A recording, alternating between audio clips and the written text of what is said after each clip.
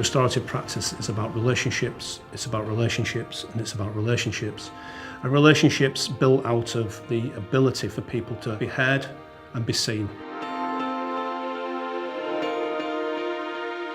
We came into contact with RJWorking about 2 years ago, and it sounded like it was a way of transforming the way that you were able to teach in a school, because the issues that were to do with behaviour became the responsibility of the pupils themselves.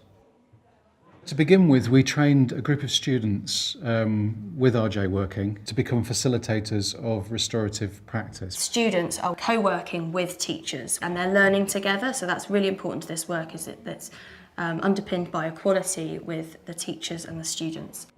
We look at the 3 R's, respect, responsibility and relationships. We had the opportunity to practice lots of scenarios, looking at the situation as an iceberg and looking at what may have happened before the situation happened, trying to understand where a person's coming from when conflict happens. All Year 7s are allocated an RJ mentor in the school, and it's nice for the Year 7s to know that they can go to a peer rather than a teacher to help them resolve friendship issues in the classroom. One Year 7 girl who came to me upset because she had older boys calling her short in the corridors, and I had to really address the issues to the boys who were doing it because they were really making her upset. One of the things that was part of that process was having to get the boys to understand the impact that it was having upon how she was feeling, and then they went away and they talked to other people, and it kind of disseminated and spread amongst the group of boys that were involved in that. We had quite a vicious fight between some Year 8 students, so we decided to use a restorative approach to it. And in doing so, they actually realised that it had been a big miscommunication. That kind of scenario has always got the potential to snowball. Social media just has a massive, massive effect, and it can cause unnecessary arguments and cause people to get involved that shouldn't be involved.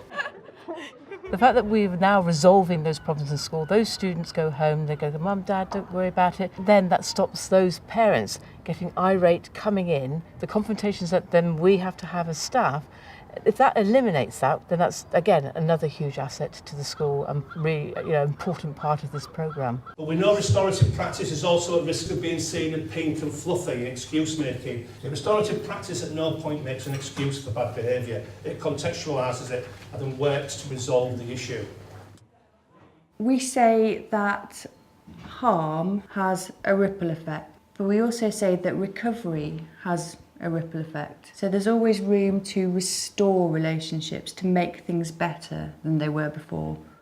The students have really taken to it, and it's them that spreads the word and creates a culture. But the more you do it and the more you embed it, the more you get it within the culture, the more it's going to ripple out to the rest of the community. As much as I am a pastoral lead, I'm also aware that the safer and happier our students are, the better the results will be. If that has a knock-on effect to give us, greater position in the league tables, then so be it. There's a good 2% increase in our attendance. Also, we've seen a huge reduction in our fixed-term exclusions and our permanent exclusions. We saved, after we did bedded it, about £50,000 in sickness absence. The Ofsted inspectors were amazed by what we were doing. They particularly commented on restorative approaches and how that had a significant impact compared to previous years. So in terms of the equalities and diversity agenda the Ofsted have got, restorative practice is the most effective way of developing that. There's one serious piece of research from Goldsmiths University which looked at bullying and came out with the conclusion that of all the different strategies used to deal with bullying, restorative practice was the most effective. We're seeing great results in the schools that we've worked with. One school in particular have gone on to get a restorative schools quality mark, which is massive.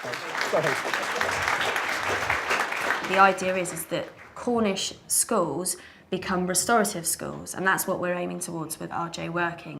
Changing a complete school culture is really difficult, so having an outside agency work in partnership with you on a daily basis is great for a school, because sometimes agencies come in, they do a little bit of training for you and they're gone again.